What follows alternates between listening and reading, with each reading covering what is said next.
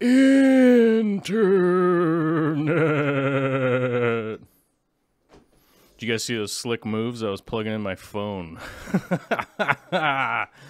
What up, everybody? It's Friday. Oh, it's a Friday. Boop. What's up, everybody? It's Friday, and I'm... Gosh, I'm feeling like death. Feeling like I'm on death's door, you guys.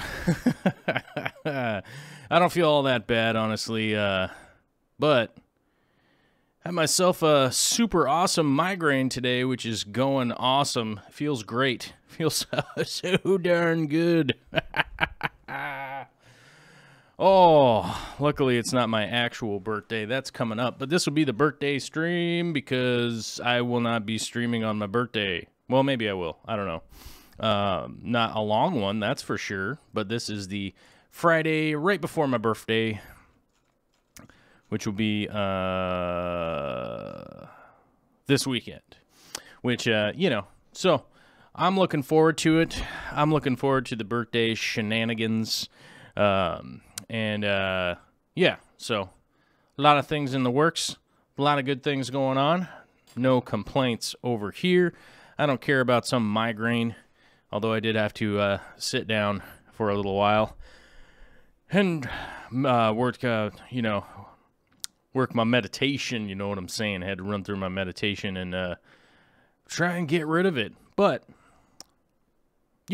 that's life. And we just keep moving forward because no one cares. I mean, I know that you guys care, but it's irrelevant whether I have... brain pains or not. Just my own personal take on it, right? It's like the world keeps spinning. The world keeps spinning around. I got stuff to do, So that's just a little insight on myself. It's just got to keep going, right? There's just no ifs, ands, or buts about it. I got stuff to do, and I'm gonna do it. But let's get down and dirty here with the first of the chats. Looks like 54 Punchy, otherwise known as Pamela, coming in first today on a Friday, the 13th. Boo! Oh, spooky Friday the 13th, right? Oh my gosh. It's from a movie. Nisi of the North is here. Good to see you. One of our moderators extraordinaire. Thank you, Nisi, for all of your hard work. I want to say thanks to Nisi. I want to say thanks to Gillett. I want to say thanks to Steven. I want to say thanks to Mellow Moogle. I want to say thanks to Kevin. I want to say thanks to CNH. I want to say thanks to Vicky Toria. I want to say thanks to Schwisky. I want to say thanks. Did I forget anybody? Mr. Daniel Squires. I almost forgot Daniel Squires. I was going all cattywampus over here looking through the list. And also Matthew Weberton. Wherever you are, Weberton. I hope Weber comes to the American Live Bearer Association, and then we can make a goofy video or something. It would be cool. It would be good to see you, bruh. I don't know if you're even watching this, but either way, I want to say thanks to all the moderators for sure. Working on my Friday gratitude list, you know what I'm saying? Friday gratitude. say a big thank you to the moderators who are always contributing to this channel. Thank you very much. And I would also like to say a quick thank you to all of the lovely subscribers who, you know, just subscribing, viewing the stuff, throwing the comments in there, throwing the shares out there. Just generally, thank you very much. You know, yesterday I was going through trying to work out some of my on my gratitude list. Oops, I forgot Carson. He's not on my list over here. Carson, sorry man, I forgot you, but you'll be here. You'll be here Sunday. I'll feed you. I'll feed you, bro. I'll make up for it. I'll make up for it, you guys. But I was working through some of my gratitude list, which I try to do on Thursdays, which ends up being Friday, honestly, because I'm like, dude, what? It's Thursday. I want to hang out with my sweetie bear and watch some... By the way, the show that we are watching right now is called Travelers. If you have not checked out Travelers, I highly recommend it. What a fantastically fun show. It just keeps taking all these crazy twists and turns. And a shout out to the cinematographer, whoever's working the cameras on the Travelers show. It is like quietly beautiful work. Like you don't really notice it. Like it doesn't jump right at you. But the cinematography in it is really good, and the storyline is fantastic. And every time I think I have a good idea of what's happening, boom, they just like flip it on me. So anyhow, we were doing that, but I was working on some of my gratitude list stuff, right? Gratitude list. And, you know, I was looking through and I just thought, hey, you know what? I'm going to do a quick look through on the library of YouTubing stuff that I've been doing for a long time. And, you know, I was looking through the library and I realized, like, man, I've come a really long way in the last 8 years.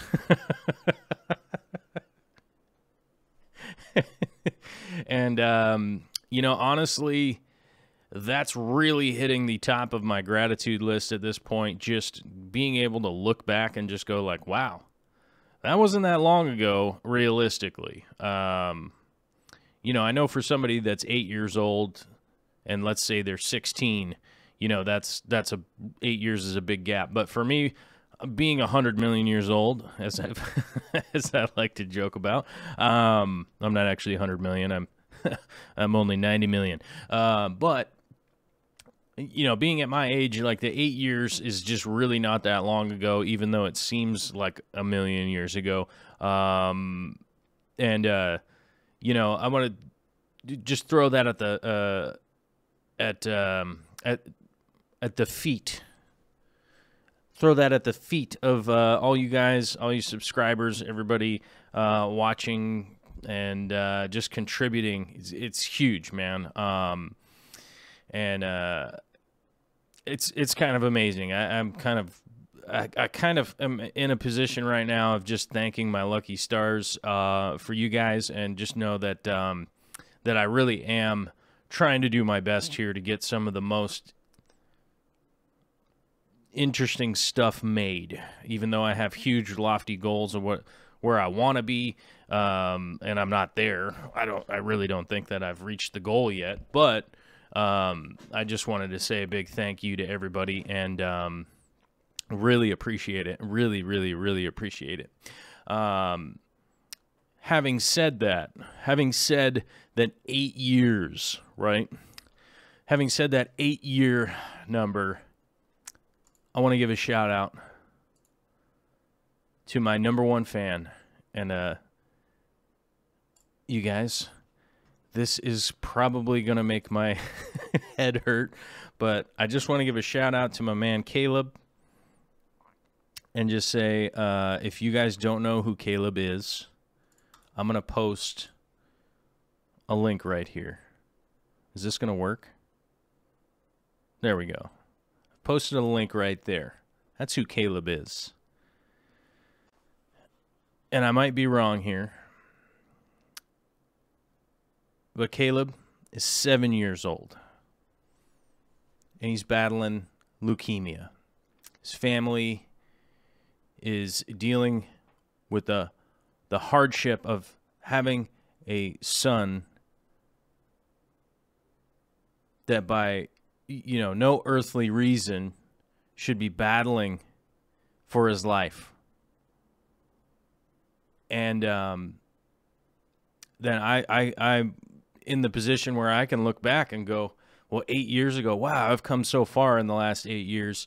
And, I want Caleb to be able to do that too.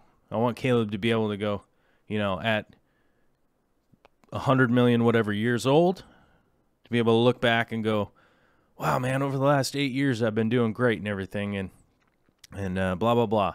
And the reason I post this GoFundMe, this is my number one fan. This is the most important thing as far as I'm concerned. I appreciate your guys' support that you have passed on. It is huge to be able to go over there and go oh my gosh, half the names on here are Fish Fam people. It's amazing. It's a big deal. And, I understand that people want a super chat for my birthday and stuff.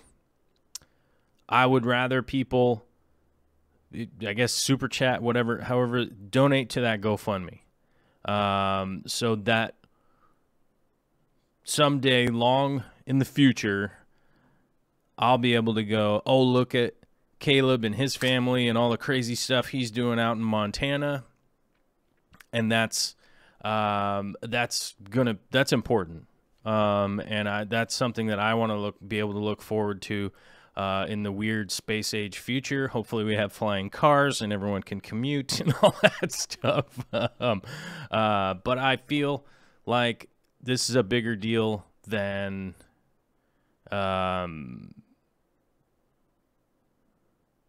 really just anything else, honestly. So if you have a chance, spin over to the GoFundMe and check it out. I'd appreciate it if you guys would, at the very least, share it out there and spread some of the message. We're trying to help a family out. We're trying to help a family that is in a really tough position right now, and I don't know. I don't even know that it would matter to anybody that it's important to me.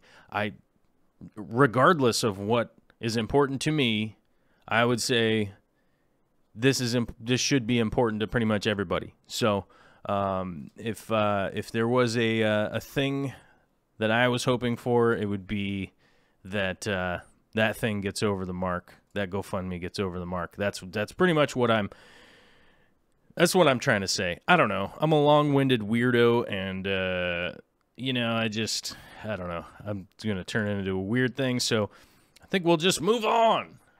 But if you know what I'm saying, get over there, share it out, blast it out on Facebook, throw it out on the Twitter spheres, whatever. Just put it out there. America Online. Does somebody have America Online still? But I do want to say a big thank you to all the super chatters coming in early today. Coming in early at hot. And with Rumbust, my man, coming in with the 1431 Swedish Krones. Thanks, my man. Joel Gillett with a birthday. Yeah. Thank you very much. Betsy Cummins chipping into the old tip jar there with the take some Excedrin migraine. I did take some. I basically got to the point where I went through my meditation and stuff, and that was sort of helping, but I knew that I had to do a show today, so I did take some Tylenol, and honestly, it doesn't feel awesome, but, I feel all right, and I'll be fine. Or maybe I'll have an aneurysm, who knows. But I've been watching that Traveler show, and I have to tell you, having a wicked migraine's kind of making me a little paranoid, you know what I'm saying? If you've seen that show, you know what I'm talking about. But Mary RNH2O, the $4.99 super chat, just saying, hey, just wanted to say hello and show my support. Work and school is crazy as usual. Happy birthday. Well, thank you, Mary. I 100% appreciate it, and 100% appreciate you being in nursing school and how difficult that is. That just can't be easy.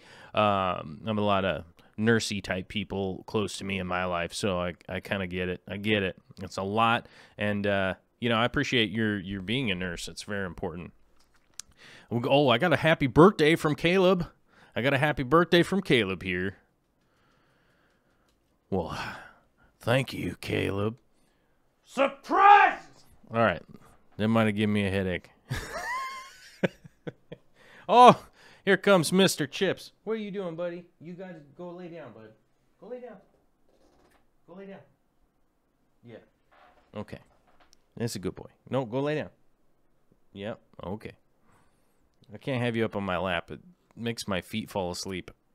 How does that make sense? I don't know. Dog on my lap makes my feet fall asleep. You know what I'm saying. Oh, man. Betsy made a donation for Caleb. Thank you very much, Betsy. I totally appreciate it. Thank you, thank you, thank you, thank you. Thank you, everybody. Like I said, I know what it's like to be broke. I'm broke, so I get it. Yeah, and I fully understand it. That's why I say, like, hey, man, the free thing to do, you just share it out there, spread the word. Spread the word, help out.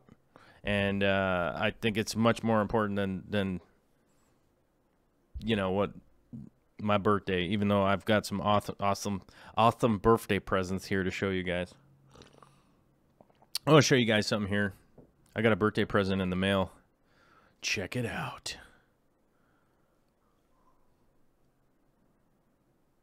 Right?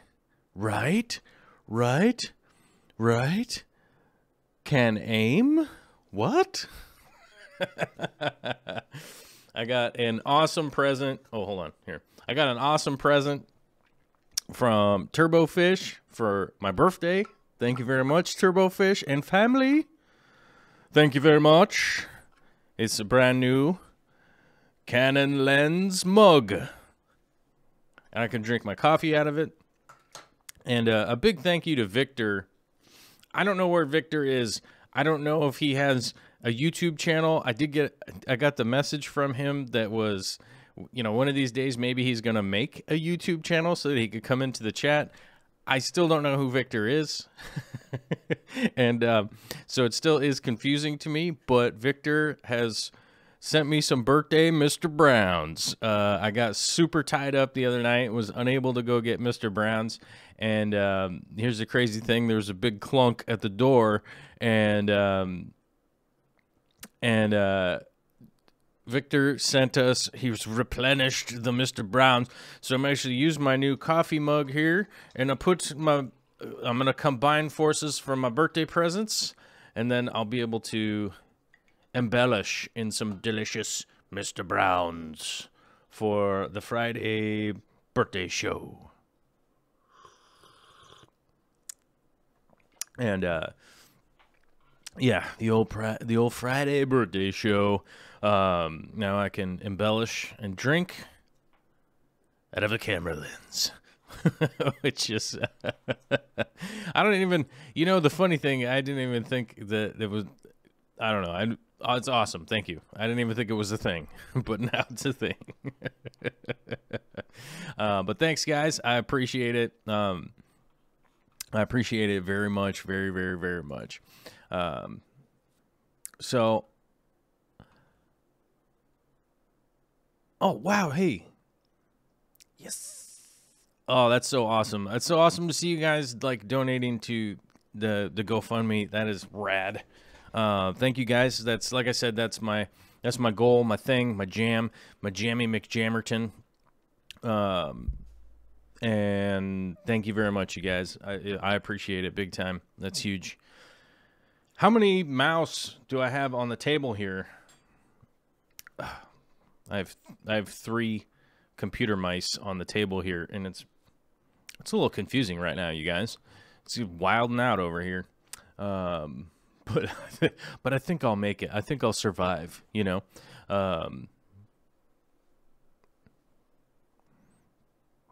But I think I'll survive. I think I'll make it, you guys. I think I'll make it. But we've got a bunch of super chats here I want to get through real quick. And then, as you guys know, today is the Patreon Friday show, and we have a ton of questions and stuff and posts for the Friday Patreon show. So we're going to be running through those. And, you know, in relation to that, we don't have a huge video segment today, but we do have a lot of the Patreon questions and stuff to answer. I didn't want to make a big, long video thing that would interfere with the possibility of like interfering with the Patreon questions and stuff, but I do have a short video as sort of a response to yesterday's biomedia video, which I think has got some pretty good response so far. I think kind of funny. I knew, and here's the funny thing is that I knew that the usual suspects were going to come out of the woodwork with all of their troll accounts, which I thought was kind of funny. I figured that, you know, like, maybe it's been a few years. Maybe it's been a few years and some people are adulting now. Turns out, not so much. And if you're wondering who I'm talking about, certainly not going to say their names because I ain't going to give them any kind of promotion after acting like a jerk. So, you know. But overall, pretty good. So I'm pretty stoked, and thank you guys for checking that out and sending it on down the old series of pipes and tubes, otherwise known as the internet, right? I believe it's a series of pipes and tubes. So thank you guys for showing up for that. And whoa, we've got so many super chatters today. I don't know how I'm going to keep up with this. Quinn Mallory with a $2 super chat saying, "Happy birthday, Joel. All is well, and many more on the way." All right. I like that. Maybe you've got a crystal ball. And speaking of crystal balls, I've got one coming in the mail, you guys. I'm super excited. A friend of mine was sharing with me some photo techniques using this little crystal ball. And I was like, whoa, that is crazy intense. Crystal balls got to be like super expensive, right, bro? Turns out it was $9.99. So I was like, my birthday present shall be a $9.99 crystal ball for myself. So I'm super zazzed that's coming because I'm going to try and get some kind of pretty, I'm going to try it out. I'll probably make a video about if I suck at it, and I'll probably make a video if I'm okay at it. I doubt that I'll be good at it, but I'll probably make a video of the failures and at least trying to, you know, mess with it and figure it out and see if I can't get some cool shots. But I will tell you guys, this week has been a total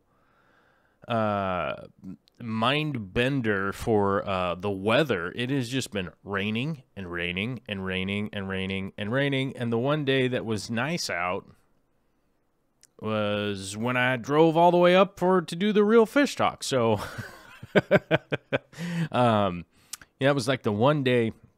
And so I'm pretty stoked about getting out some of the chicken videos, but I have some more carpentry and woodworking to finish before I can do that. So haven't been able to finish up that video, which sucks, man, because I don't have an end to it. It's sort of just like, oh, to be continued, and I do not like doing multiple part videos anymore. It just, I'm going to be really honest with you guys. When I've tried to do multiple part videos in the past, I never get to part 2 because I'm like, I'm off doing something else. So I want to avoid ever trying to do the multiple part video. What the? All right, This thing just made a weird, loud clunking noise. I bet you guys could hear that through the mic, huh?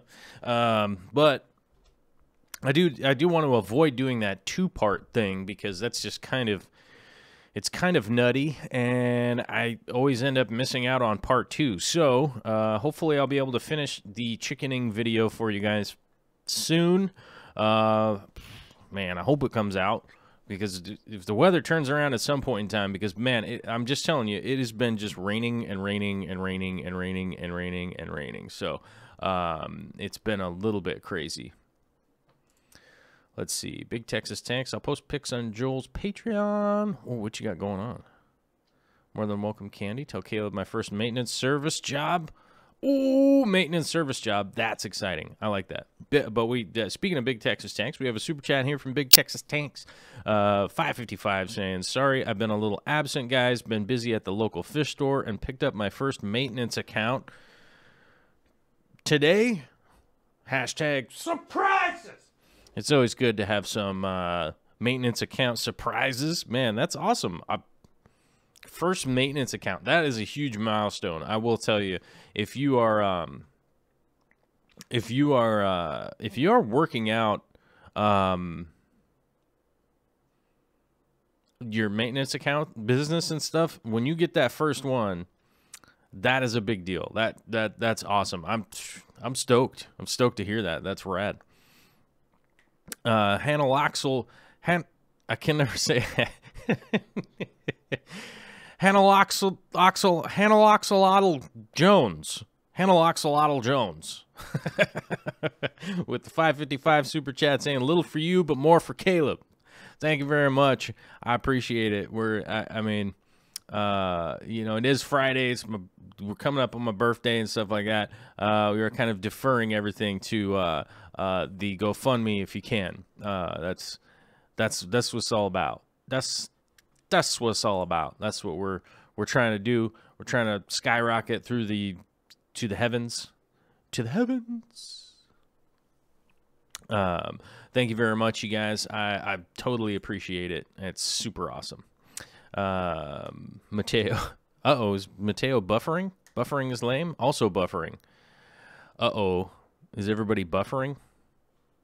What's going on with the internet?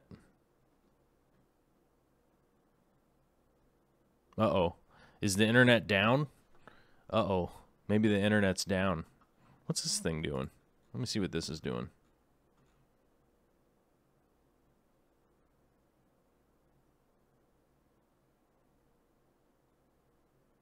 Oh, everybody's buffering.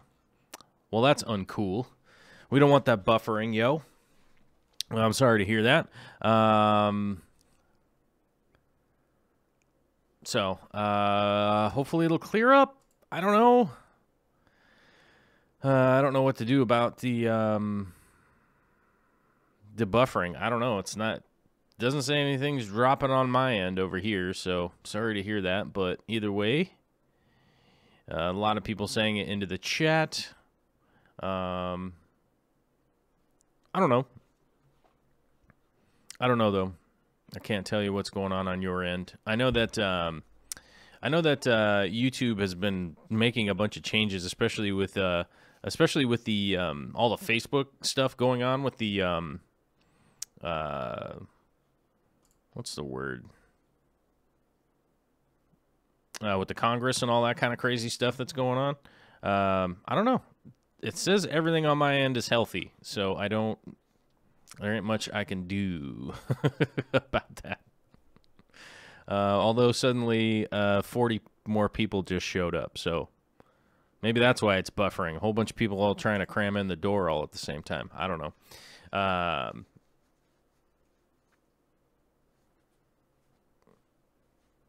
So yeah, sorry about that, guys. I don't know what to do about it from my end. My end says I'm uploading as full throttle upload, so I don't know why it's buffering, but you know. Megan Ness with a $4.99 super chat says, accidentally dumped a whole bag of bug bites in a 5-gallon. Note to self, don't lay stuff on top of the glass. It's a cloudy mess. Happy birthday. Well, thank you very much. I appreciate it. Yeah, certainly done that myself. I've definitely dropped a few things into my aquariums that were not supposed to be in there, like whole containers of food and stuff like that.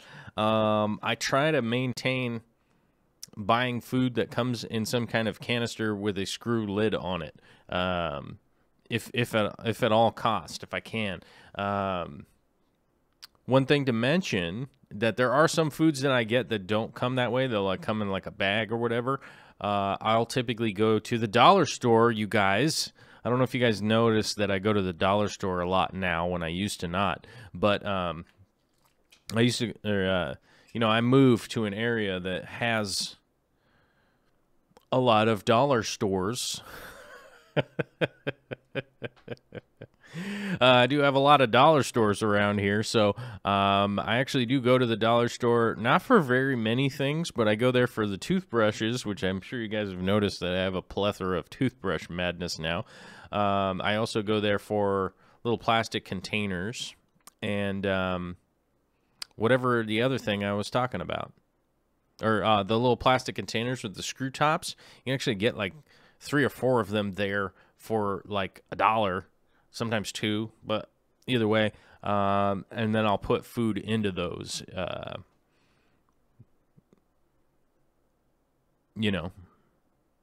So maybe that's a helpful tip to hopefully avoid that, because I almost always leave my food and stuff like that up at the top.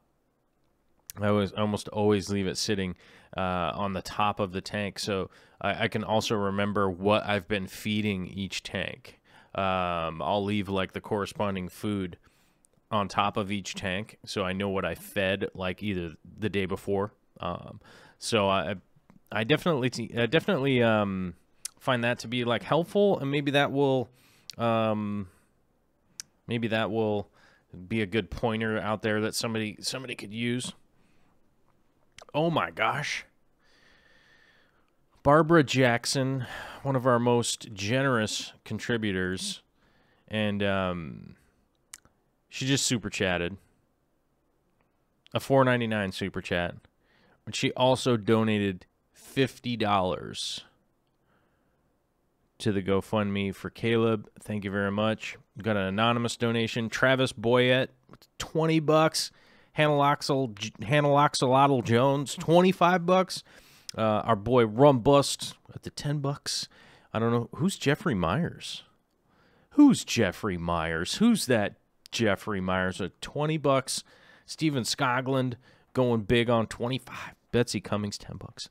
Thank you very much, you guys. That's so awesome. It's just every little dollar, every little share, all that stuff really adds up. And, hopefully we can just help a good family get through this hard time, So, but Barbara Jackson with a $4.99 super chat saying, "Have a great year. Some for you and some for Caleb." With a present, a cake, a present, and 1, 2, 3, 4, 5, 6, 7 bumblebees. Well, thank you very much. As you guys know, I'm pretty well obsessed with bees in my life, so it's very appropriate. I did notice in the early chat today, some people were talking about cake and things, and wondering, is my birthday the same day as Kobe's? Like, no, his is Saturday. His is tomorrow. So, but I believe him and Katie will be here at my place, and Schwisky. Not to forget Noodle Legs McGee, but hopefully they should be here on Sunday. We'll see. I don't know, but we should have a bunch of Fish Fam and weird people I know will all be here. I'll be doing a big. I'll be running the smoker all weekend. Have a bunch of people here for some food and stuff like that. It looks like the weather is supposed to clear up on Sunday, so. I don't know. They're saying that. They might be fibbing. They might be fibbing a little bit, but they're saying that that's what's going on. Hey, dude. Relax, bro. Mr. Chip's back there digging around like a maniac in his bed. Sometimes got to throw it down and tell him to relax. Uh-oh. You guys, attention.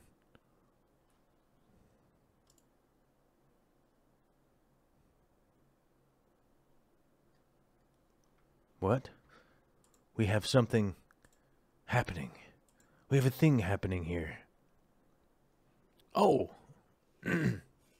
Oh, okay. Big Texas Tanks is Travis Boyette plus Patreon. Thank you very much, you guys. Okay, so that makes sense. So Big Texas Tanks is Travis Boyette. Okay, that's what I was like. I knew there was like a glimmer in my head of something that was going on, in regards to like, oh yeah, I recognize that name, but I couldn't think of it. Couldn't pop into my head. But thank you for the super chat.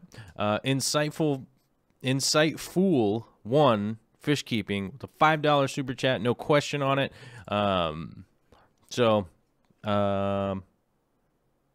Hopefully you didn't accidentally send it without your question. So, or either way, thank you very much for your support. Oh, let's see. So Kevin Keener saying brisket smoker time lapse action. Probably not. Actually, I wouldn't know how to shoot a time lapse inside my smoker, but I don't know. I'm inclined to possibly make some cooking videos at some point in time, but it seems doubtful that I'm probably going to do it seems doubtful that I'm going to do one like on this channel or something like that. I think at some point in time I might be inclined to do some fishing or some cooking videos, but I'm not sure. You know, in all honesty, it's like my channel's pretty niche, and then it's also even more niche if I do something like cooking on this channel, or you know, like the art stuff. I don't know that I'm going to keep posting art videos or not. I'm sort of on the fence of whether or not I'm going to do it or not, but I don't know, because a lot of people have been like, dude, you should really do some cooking videos, and I understand it. Like I'm not against it, but it really does. It's one of those things that, like, so let's say the average video that I put up is like 2,000 views, right? Let's just say.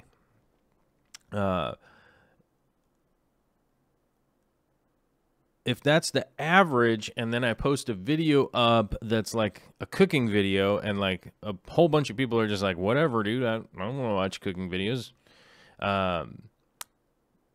Then, and it only gets like, say, 1,000 views, it gets half the views, and then the YouTube Skynet robots get super mad.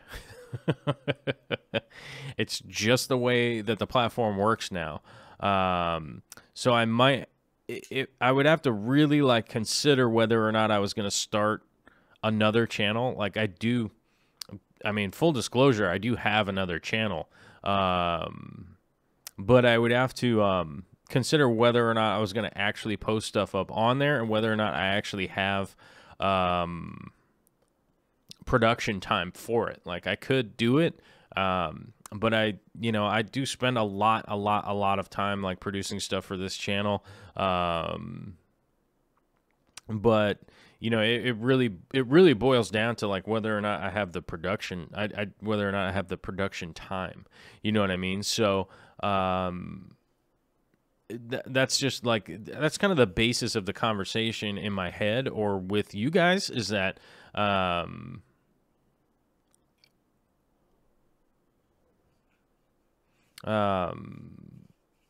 you know, I just have to, I don't know, at some point in time I'll get somebody to help me do production. and then I'll probably be like, yeah, we got to make more channels now.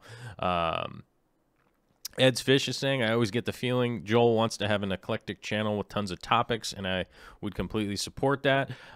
Yeah, I would love to. I would love to be able to do that. Personally, I would love to be able to just produce videos just all the time of all the wacky stuff that I'm doing. I just, the unfortunate side of it is that like right now my workload is as full as it can be, pretty much. so something would end up going by the wayside, and you know, none of the stuff that I'm doing now do I want to be like, nah, you know.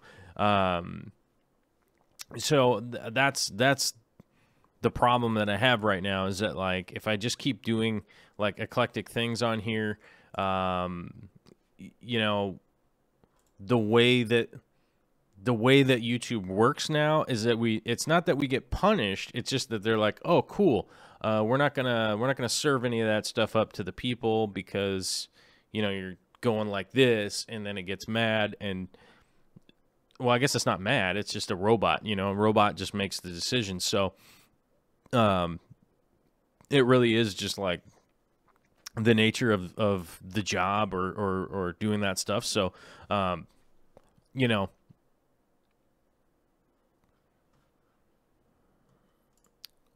dun, dun, dun, dun, dun, dun. You know, so hopefully that like kind of explains to the people out there that want me to make cooking videos and stuff like that. Like maybe I will, but it's a long ways down the road, and just a matter of like, you know, coming up with the ability to be able to do that. Gone wishing. We need to head to Denver on the 22nd, so it will all start again. Oh, I got a long road trip coming up. Mad respect. If anybody's wondering what long road trip I'm talking about, we'll be driving.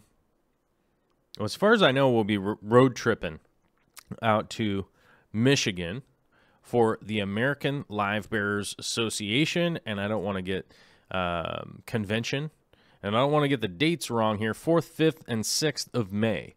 I will be in Michigan, Grand Rapids, Michigan, and then get on a flight on the 7th of May and fly out to Germany.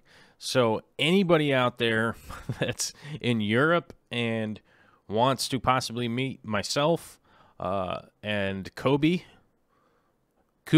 from the Aquarium Coop, we will be out there in Germany.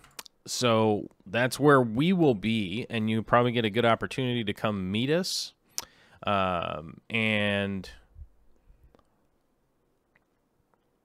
And like hang out and whatever. We will be at the Inner Zoo Convention is what we will be there for.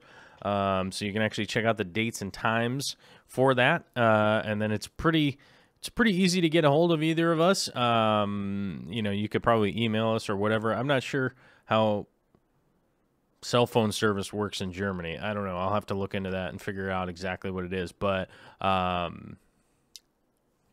you can definitely... the Americans will be in Michigan. The Europeans will be in Germany. You know what I'm saying? Mateo, just spitballing. Corvus does carpentry and cooking. I like that. Yeah, I would love, you know, honestly, you know, I would love to be able to just be doing full production on probably like 3 different channels, honestly. But, you know, we're just not at the point. I'm just not at the point right now where I can actually like handle that workload. But that is the long term. That realistically, that's my long term goal. And I do have some plans, some pans in the fire, some plans in the fire, some pans in the fire, in regards to getting that done, which could be really cool. One of the great ways that you guys could support that, if that's a thing that you want to do, is you know, you guys all show up to the Real Fish Talk. I'm gonna be honest with you. You know, I was you know, reading through the chat from the Real Fish Talk this last week, and it was just like, you know, like there's Mateo, there's Candy, you know, there's you know, Savannah, there's like you know, all people that I recognize. So you guys are already supporting that and stuff, and it's super awesome. But that's probably going to be one of the jump off platforms if we're able to like really get that thing rocking and rolling. Then I'm going to probably be able to start doing some of those other projects realistically. So you know, I guess that's maybe a little TMI or something like that, but that's just kind of that's just kind of one of the pans, one of the many pans in the fire that can totally lead to probably doing like some other channels or something like that. So, you know, and obviously, like, you know, you guys have heard me mention the Patreon a million times, right? Maybe a billion times probably at this point, maybe a trillion times at this point. The Patreon's just one of those other avenues that, like, hey, you know, if you guys want to throw down on that, you probably can. You know, it honestly, if it gets to the point where I could just pay and hire somebody to help me, then I probably would. You know, I have to admit, a little shred of jealousy when I, you know, working with, like, you know, Corey and Noodle Eggs, like going up there, you know, to collaborate with those guys. I'm like, man, you got Jimmy, like, helping out with a ton of cool stuff, and man, that's amazing. I don't even know if I would be able to even come up with enough work though for a helper. I don't know.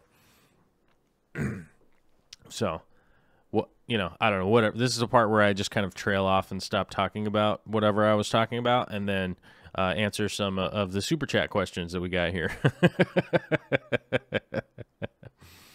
We got a $1.99 super chat from Barbara Jackson. Any tips on vegan cooking? Both kids are now vegan.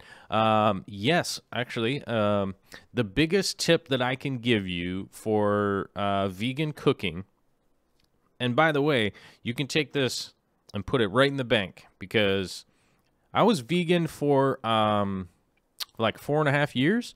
And one of the biggest problems with vegan food is that it's always trying to emulate non-vegan food. Okay? So it's like, you know, like fake hamburger patty, where we're trying to make it taste like hamburger. That is the problem 99% of the time with vegan food. Okay? And that they're trying to emulate a whole different type of food. You know, and that's the big problem. The big problem is that they're trying to emulate other food, which is no good. So what I would highly recommend, if you're going to cook for vegans, you just basically want to start out with a menu that is vegan stuff. So let's say you've got some hummus, you've got some rice, and you got some vegetables. Okay, well, what direction are you going to go with this? And not to try and turn it into something else, right? Like, I'm going to try to turn this rutabaga into chicken. You're like, well, so that's going to be the biggest piece of advice I could give you, is to not deviate from and try and create non-vegan food. So that's where it almost always goes wrong, is when people are like, oh, I want to make this into steak. And you're like, dude, it can't be steak. It's vegetables, man. But vegetables are delicious. You know, fruits, vegetables, a lot of nuts, that kind of stuff. I would look into, for sure, like coming up with some good tahini or something along those lines, which is just goes a really long ways. Bragg's Aminos is huge. Let me find Bragg's Aminos. And we go to the internet. As we go to the internet.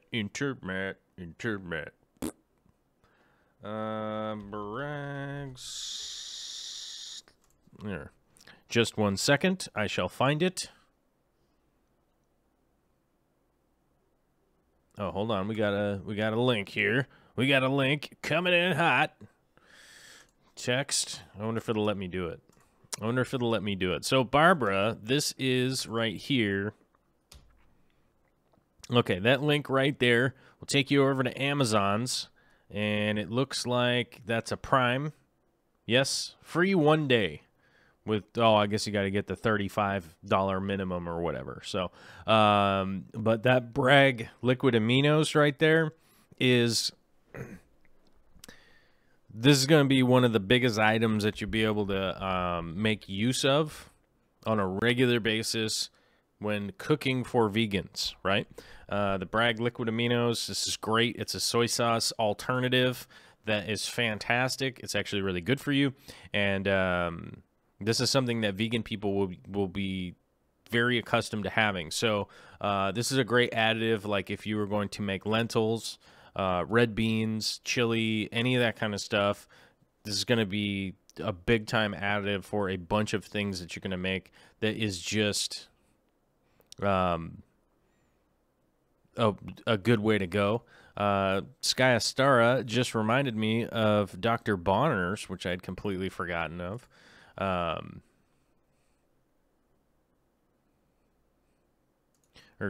Bronner's aminos. Hold on a second. Maybe they have it here. Where is it? Oh, come on now. Do. Okay, I thought Dr. Bronner's is...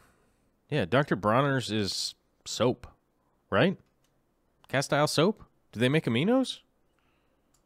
I mean, I immediately recognized Dr. Bronner's, but then I was like, wait a minute, that's soap. Don't eat the soap, you guys. Don't do that. Okay, so hopefully that kind of sends you down the right path, but I would... one of the biggest things that I used to make on a regular basis when I was vegan is red lentils or black beans and rice. I used to make that a lot. So, you know, a great meal for me would have been 2 cups of broccoli, a cup of rice, a cup of, like... Excuse me. That came out of nowhere. A cup of, like, homemade black beans or red lentils, and probably like 2 avocados and a ton of cilantro all over it. So that would have been a pretty traditional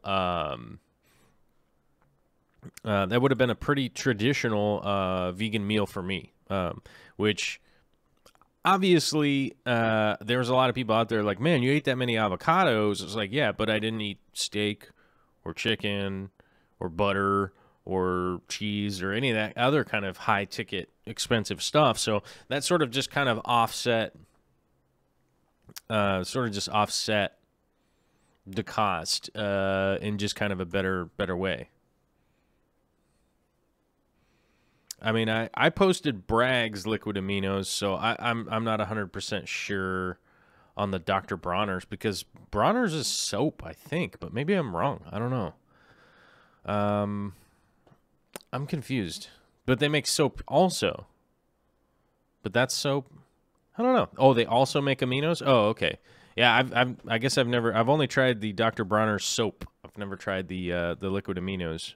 But the Bragg's was the one that I always go to. That's always been in the stores here. Mateo saying quinoa, lentils, beans, lots of grains. You know, back when I was vegan, I never ate quinoa, honestly. I was just like, get out of here. Stupid quinoa. Which, I don't know. Maybe that's just a sign that I'm kind of a pain in the ass, you know, and... Yeah, but you know, either way, I'm not vegan anymore. I just, you know, Vicky and I just make a conscious effort to try and source as much as we can. Obviously, we're not doing the best. We're not we're certainly way far away from sourcing 100% of our food, but a lot of my protein comes from eggs and stuff like that now. And on top of that, we're also, we actually source our meat as much locally as we can, so that we do know, where it came from, how it was raised, how it's been treated throughout its life. And, I appreciate vegans, and I appreciate the vegan lifestyle. It's certainly a personal decision for people. A lot of my, some of my friends that are vegan will be here this weekend. So, but they'll still be coming down to hang out, and they won't be eating any meat, but I'll have some vegan food here for them. But they'll still show up for a barbecue or whatever. So, I think at some point in time, I don't think that Vicky and I will ever be vegan, but I think we'll be a lot more to, everything. We're going to get as close as we can to everything that we eat. We had something to do with, either growing or raising or taking care of, stuff like that. So that's one of our long-term goals. I'm going to do my best to get there. We'll see how it goes, but we'll see how it goes. Over time, we shall see how that goes. I don't know. Maybe my legs will fall off and then I just won't be able to do it. But in the meantime, I'm going to keep doing what I can.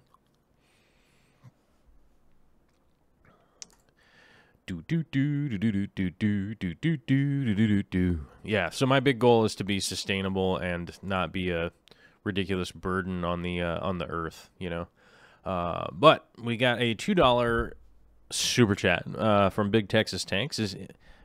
Says, I'm in Michigan and will be at the ALA. Can't wait. Oh, right on. Awesome. That's gonna be cool. Well, I hope that we all get a chance to go out to some dinners and stuff, because that was a big part of having gone to the aquatic experience in Chicago, was that a lot of people got to come out to dinner, to come out to dinner with us, which I thought was really cool. I got a really good opportunity to kind of just get really hey, let's hang out and be ridiculous, and it was definitely fun. It was definitely a good time. And hopefully we'll be able to do some of that at the American Live Bearers Association. But I'm not super involved in the planning of it. And there is one dinner that is there, one of the dinners is there. So I know that's going to take out. I know that's going to take up one of the evenings, but we'll definitely be figuring out some time to certainly hang out with people and stuff. So I'm stoked for that, and I'm always stoked to meet super cool fish people and stuff. So definitely good times. We got a $1.99 super chat here from Megan Ness, who is wondering if TDS meter are TDS parameters necessary to track for shrimp. Okay, so this is sort of a many-faceted question, but I think there's a lot of confusion out there in regards to TDS.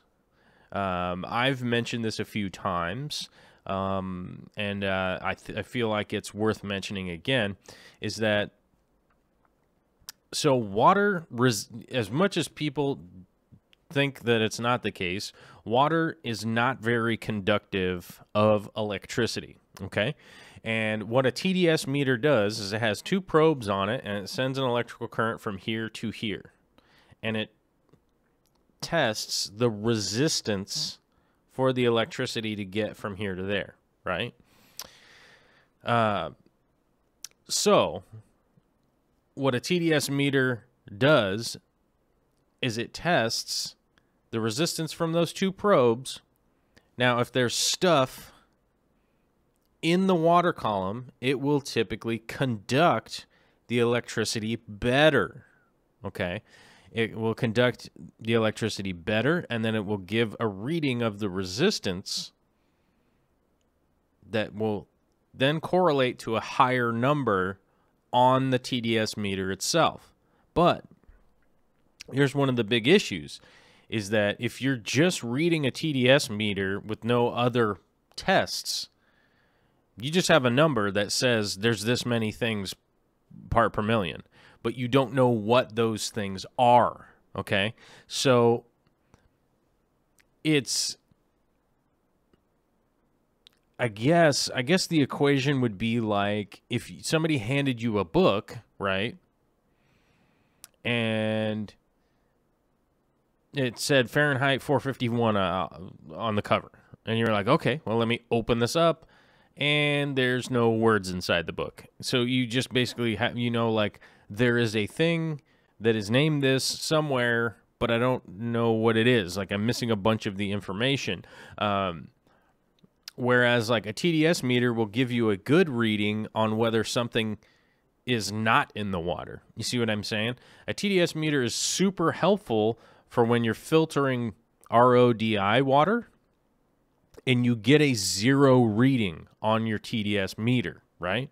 Once you get that 0 reading, you know, oh, it has filtered everything out of the water. Now, if you go to throw, let's say, chelated copper into the water, right? And you get that TDS meter to come up to, let's say, 120, right? This is actually just an electrical tester that's beeping in my pocket. Sorry about that. I had to get it out of there. So let's say you bring the TDS up to 120 with chelated copper. Guess what? You dump that water in with your shrimp. Could be having some serious problems with your shrimp.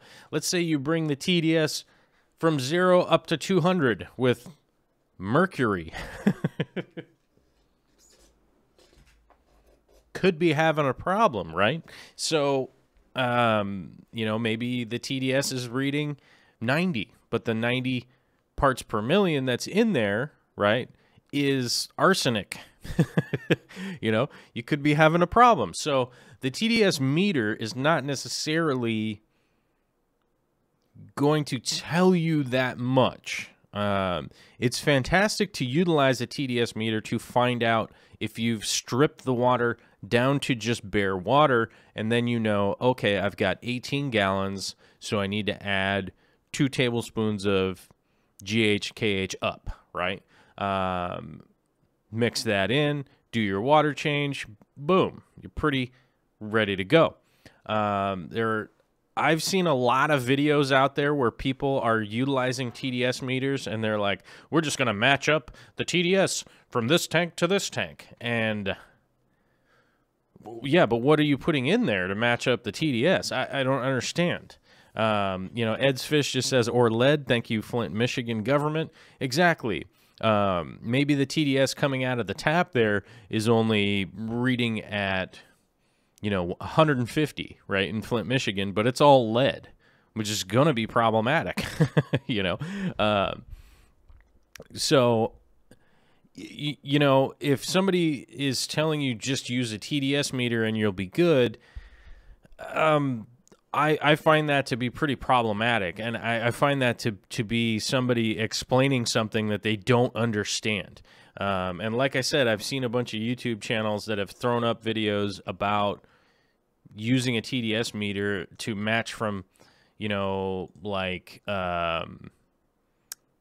fish that they just got from somewhere else. They're going to test the water with a TDS meter to see if they can match it. But the content of the water, the TDS doesn't tell you the content of the water. It just tells you how many parts per million something in there, right? So I don't think it's necessarily going to be something that you really need, but it could be a useful tool, for your shrimp stuff to make sure that your filtered water is good. Whereas I think one of the Patreon questions today, and I might be wrong about it, but I think one of the Patreon questions today was about shrimp keeping in the Seattle area and whatnot, but so I don't want to double up on the answer. But for instance, I used to live in Seattle. TDS came out of the tap at 22, right, which is pretty darn low. Pretty easy to filter out just that little 22 and get the water down to pure. Then I could buffer it up real easy. Not a big deal because I could just do the math on how much water I was changing and this and that. And then eventually I started to realize, like, wait a minute, why am I filtering this? Why am I pre-filtering this water that's already almost pure?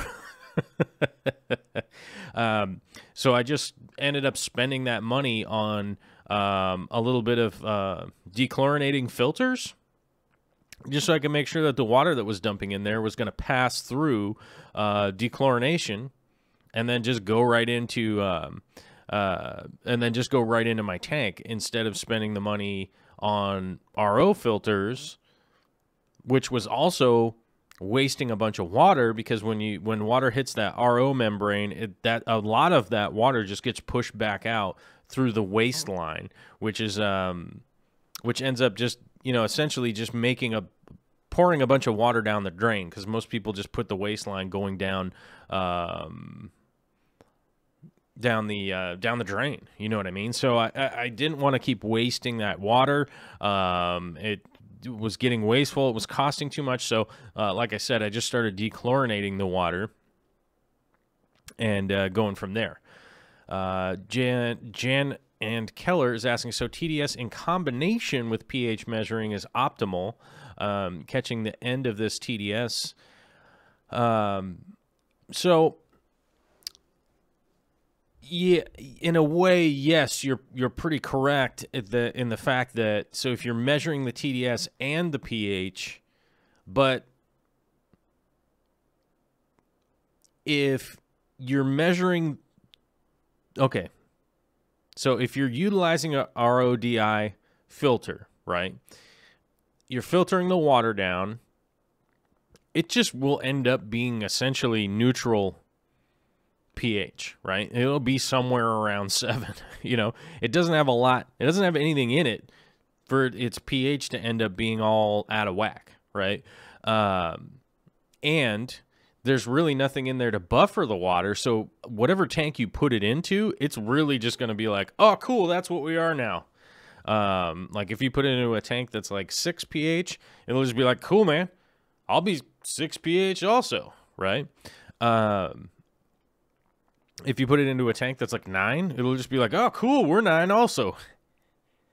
Because there really isn't anything in it to buffer the water to maintain the pH that it's at, right? So, when you go put it into a tank, it's pretty much just going to level to whatever the rest of the tank inhabitants are kind of pushing it to.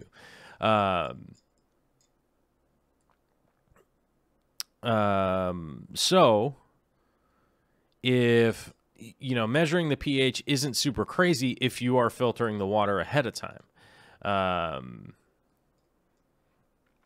So once you filter that water ahead of time, then you're pretty much just bringing the GH and KH up. So then you'd want to end up testing for those if you can. But it's pretty well measured out, good products out there nowadays. And it's also not really that big of a deal if you go a little bit over, a little bit under, as long as you're just maintaining a stable system. Like, the stability of the system is going to be the most important thing that you can do. And so in an explanation of that would be, you want to set up a mature system that you've been kind of monitoring the flow of it, the water changes in it, the things that are going on, and you have a real mature tank. So like the 150-gallon shrimp tank I have is going to be a high-end Caridina tank, like pinto shrimps, or I guess one that most people would recognize would be like Black King Kongs. You know what I mean? Like the $40 a shrimp fish, or shrimp fish.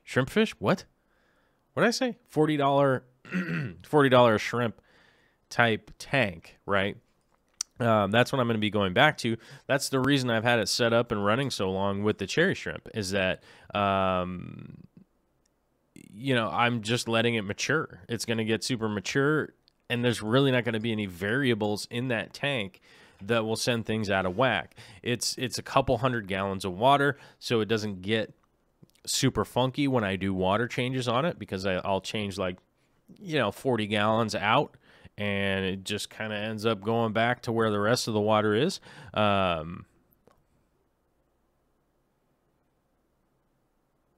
So, hopefully that gives you an idea. But the best thing that you could do for shrimp is to get them a good, fully matured tank that is established, and you're down for doing the water changes on a regular basis with the right water.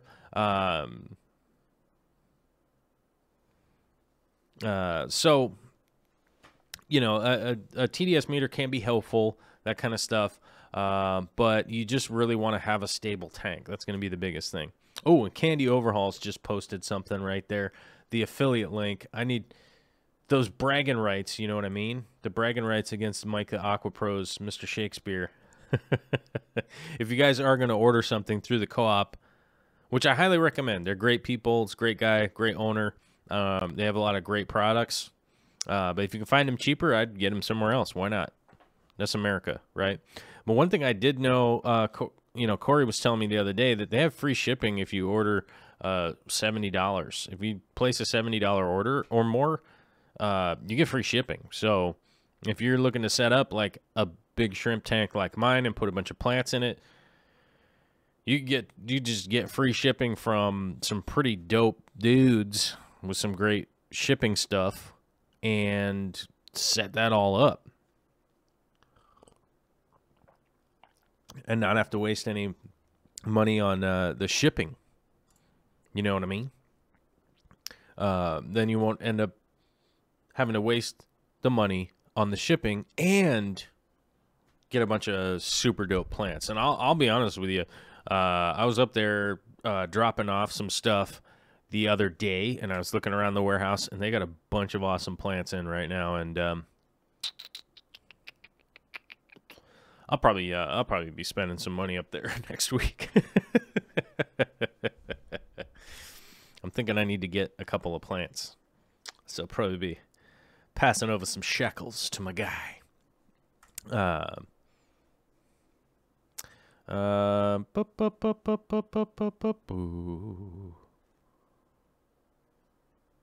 think it's now only $5 for less than 70. That's a crazy good deal. B. Weimer is asking, how often do you and how much do you do water changes in your shrimp tank? My shrimp tank's once a week, 20%. That's super easy.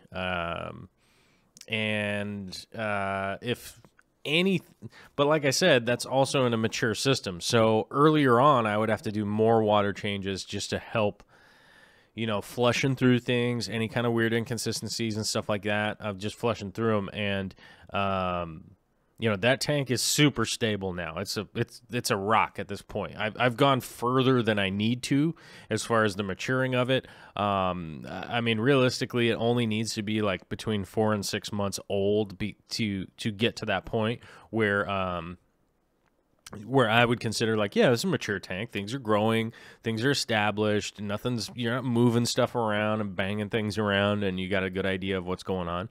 I gotta itch my back. Oh, where's my screwdriver? It's my back scratcher. It's right here, right in the middle spot. Oh, all right, I got it. I think I got it. Oh, good. I almost died, you guys. You see that? All right. So, I don't even remember what I was talking about.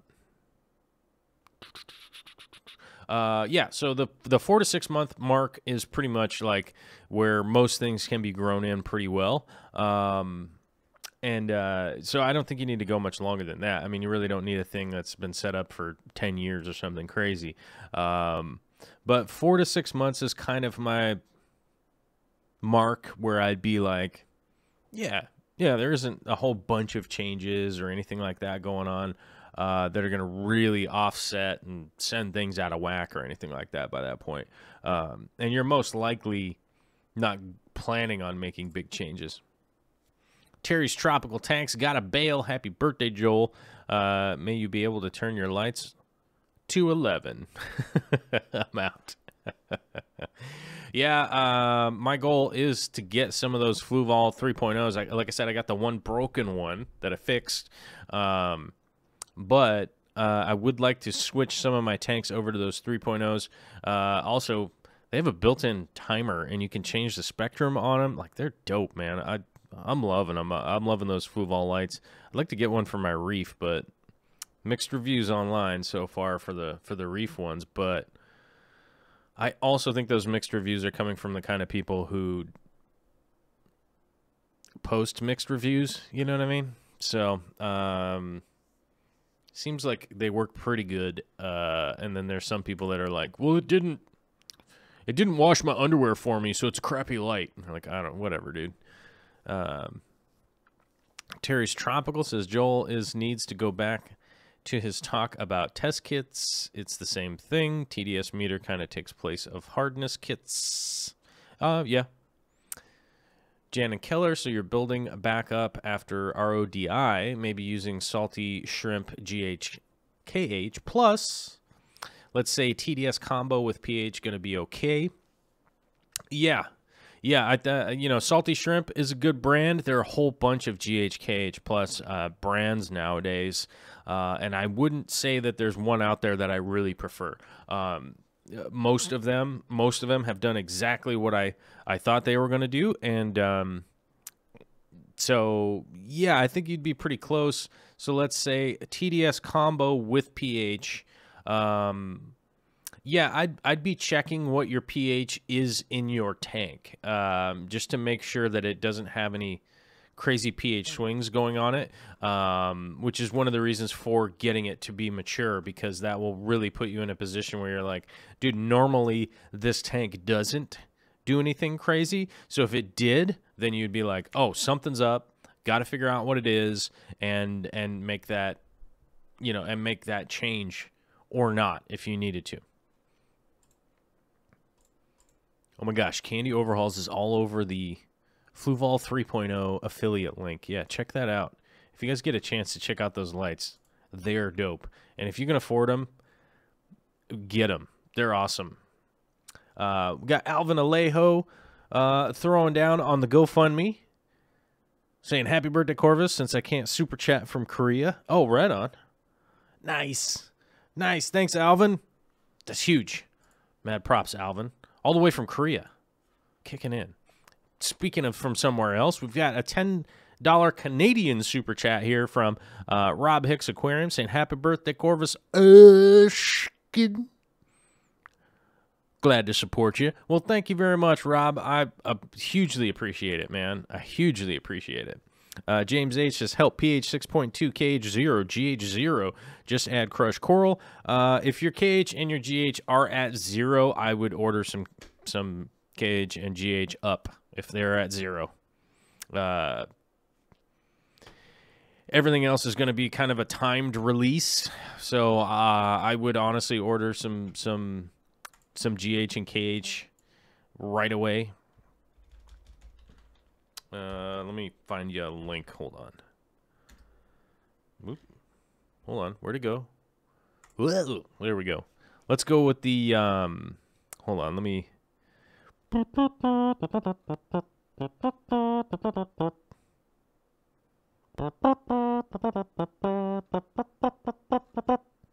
Oh, there's a good link. Wait. No, that's ridiculous. 200. There we go. Let me get one right here. Copy. Okay, where did James go? James, are you still there? Okay, here's a link right there that will send you to Amazon. At least just give you an idea what the product is. You can order it if you like. Personally, if I was all the way down 0 GH, 0 KH, you're going to need to add a supplement. That's just going to be the best way to go about it at this point, because you sort of are just kind of like behind the 8 ball at this point. If it's all the way down to 0, everything else is going to be slow released. Everything is going to be pretty well slow released if you're adding coral or catappa leaves or driftwood or any of that kind of stuff to kind of buffer it up a little bit. It's all going to be slow released, and you're kind of, if you're all the way down at 0, it's going to be man-made stuff. Realistically, it's going to be the best thing that you could do.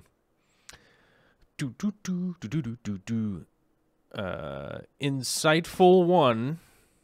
I know they use some types for bonsai, but you need the right one. Let me see here. Your thoughts on using kitty litter as substrate for plants. Kitty litter for substrate as a plant, or for a plant substrate, does work pretty well if you can find the right brand. And I can never remember the right brand, but it needs to have like no additives, no clumping, none of that stuff. You can actually get the bulk kitty litter. It's probably been like 8 or 9 years since I've done a tank like that. And it does work. It certainly does work. It's a little bit dusty, a little bit crusty, and it's sort of just inert, which can be good. It can be good depending on how you're running your system. But if you're looking for something that is going to right off the bat, like really, give you a jump start, kind of be able to like rock and roll your plants pretty quickly, kitty litter isn't it unless you amend it. And then once you start getting into all those amendments and things along those lines, then I just go like, dude, get some Fluval stratum. It's, just wait for it to go on sale or find a deal somewhere or find a coupon or whatever. And it's going to save you a ton of time. Even though it's a couple bucks more, it's really not that much once you start adding up like, oh, I got to buy all these. I got to buy laterite. I got to buy some amendments. I got to get the clay in there. I got to get this. I got to get that. I got to get some Montmorillonite. I got to, add a ton of things into the substrate to get it to that point. And you might as well just buy some good plant substrate, That's my personal appraisal from years of messing around with stuff. Whether you want to go with ADA, Oliver Knott's, Fluval, EcoComplete, something like that, it doesn't matter. It just pick one that you like and run with it, because it's going to save you a ton of time. It's going to save you a ton of money. It's going to save you a ton of headaches. If you want to do a Wallstad method tank with dirt, go ahead and do that if you like. It's a great learning experience to go learn all that, and go through those experiences, but it can get frustrating, overwhelming, and just end up costing more realistically. So, but we're going to move on to some of the Patreon questions. And extra thank you to everybody for kicking in on the GoFundMe for Caleb and the super chatters today, man. That's awesome, guys. I appreciate it. Oh, check this out, man. Who's got a cursor on the screen? What are you doing? What are you doing? Edel Gonzalez, come on down. Oh, I almost excuse me. Let me try this again. Come on down. I might be losing my voice. I don't know. I've been talking for an hour and a half straight. Woo. Okay. Edel Gonzalez has got a little bit of a situation on his hands here, saying, help! I've been working like a dog, and this has happened. Parameters are good, and fish seem to be happy, but plants not so much. Any advice would be much appreciated. Thank you. Well, honestly, this looks like a green water bloom, and I probably had the exact same thing happen in this tank. Like when I used to have a bow front, it looked very similar to this, and I would get a little green water bloom, and it looked just like this, and I went through it over and over and over and over again. My best advice with this green water bloom situation, drop your lighting down, like shorten the amount of time that you have your lights on. You can go as low as 4 hours a day. Don't go a total blackout. I feel like a total blackout is just backpedaling. You know what I mean? It's like, let's throw a parachute on this 747 that's that's crashing from the sky, you know.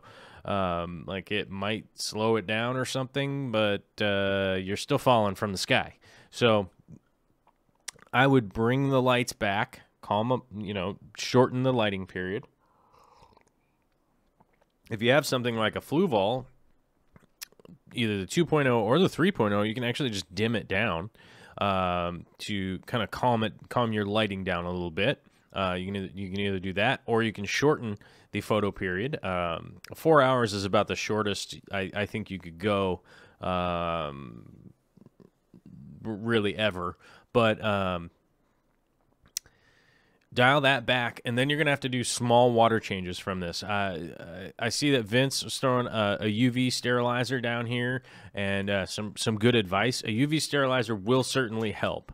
It certainly will. I have a tendency to stay away from UV sterilizers because it doesn't help that much as a long-term solution for something that is a little bit out of whack in your aquarium, hence the green water. So I would do that and do little 5% daily water changes, and this will clear up. If you do, I guarantee you, if you do a giant water change in this aquarium, it will come, that green water will be gone for like a day, maybe a day and a half, and it'll come back twice as strong the next time around. And by the way, green water is not bad for the fish or the plants.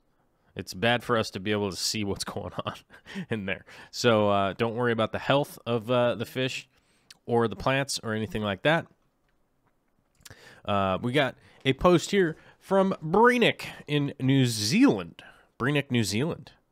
Saying Marmo balls for your beta, not in New Zealand. And says, I am in New Zealand, but Mario Moss isn't. Here in New Zealand, we have strict biosecurity to prevent invasive species. I love watching videos of plants and fish, and it forces me to get creative in the hobby. Thank you for the contribution. This is a beautiful beta, by the way. Fantastic. And I'm sorry you can't get Mario Moss balls there. I think they're a little overrated anyhow, though. You know, personally, I think they are. They're just a little overrated. New Zealand has a bunch of good plants that you could get in that jammy, and a lot of cool stuff that you could do. Gaddis Aquariums posted this aquarium here, and this isn't the planted aquarium. This isn't an aquascape that I would ever do, but I do have to appreciate the craftsmanship, the time, and the energy that went into this. It is awesome. And if you're a fan of The Walking Dead, it definitely does play in. You know, obviously it's a leopard gecko tank, so it's not necessarily a water tank, but I someday would like to see this flooded, and you know, Negan to get his. You know what I mean? He'll get. Hopefully they'll get Negan out of there. You know what I mean? You know what I'm saying? He's just a bad character. But thanks, Gaddis. That's pretty dope, man. I dig it. We have a shot here from Donnie saying, you know, my garage is starting to look like a pet store. And I will agree. Your garage is starting to look like a pet store, but don't we all kind of want a pet store in our garage? Or at least a fish store, right? In our garage.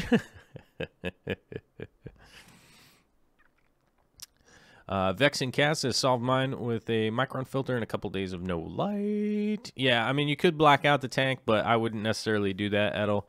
Like I said, it just feels like, you know, you're kind of backpedaling. Like you get rid of the green water, but then it will come back because you haven't really figured out what was messed up.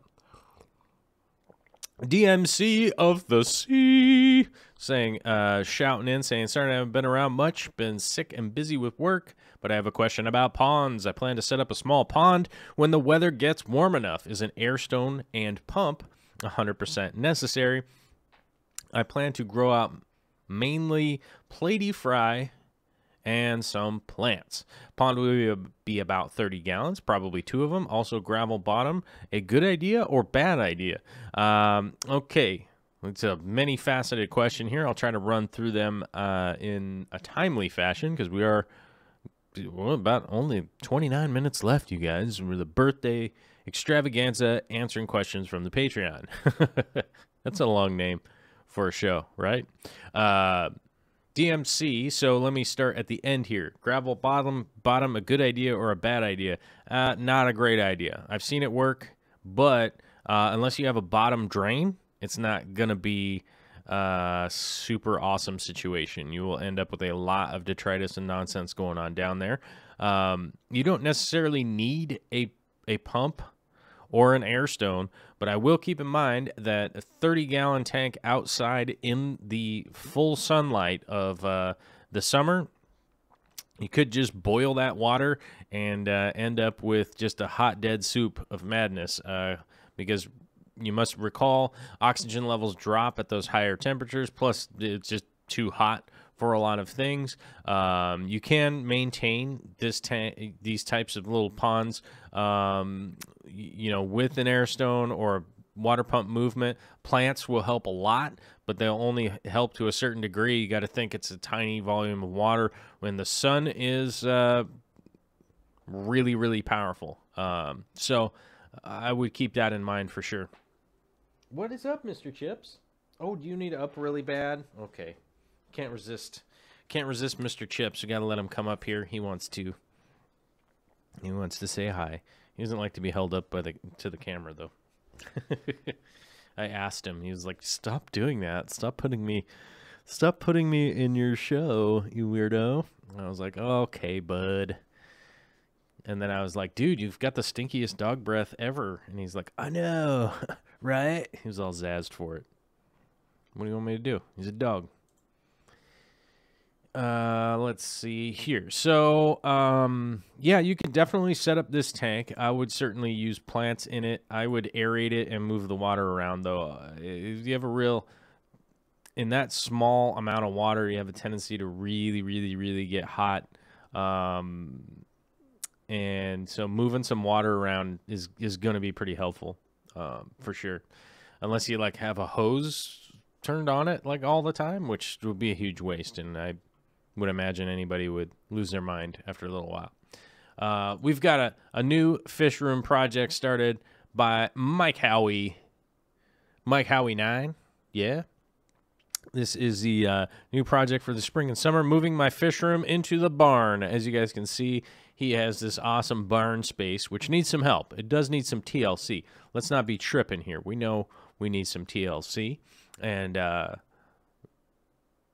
you know, we know how it's going, but I'm excited for this. Look at how much space. I'm jealous. He's got 2 stories, first of all. He's got this carport out here that could easily be closed in and make a good storage area. He's got side doors. He's got electrical in there. Man, I'm stoked. I'm stoked. He said he's going to take it easy, though. He wasn't going to go too crazy fast. Going to take it slow. But that's awesome, man. I can't wait to see this fish room coming into shape. I'm a little jealous. I'd be excited for that amount of space, especially 2 stories like that. I'd be definitely down to get working on that. Oh, Mr. Chips, are you okay? You want to lay down? No, you want to put your head on my mouse arm. You want to lay down? No? Yes? Okay. You're weird. This dog's weird. Megan Ness showing us your male gold ram protecting his eggs. That is awesome. Sounds they're doing some breeding, which is great. And it is always a good time if you get something that is breeding in your aquarium. It's always a fantastic time. What is going on here? What did I do? Did I do a thing? Hold on. What's this? There. Okay. We have a post here from Magic21. Mom! Yes, my dojo loaches have claimed all the pleco caves, and boy, do they like to sleep in. Yes, dojo loaches will take over, for sure. They're a little more aggressive than plecos and stuff. They'll definitely take over a spot. But I do appreciate what they're up to. Vince Grippa is one of our local electricians doing some electrical work at his local fish store, reworking all his power into his tanks because the extension cords got scary.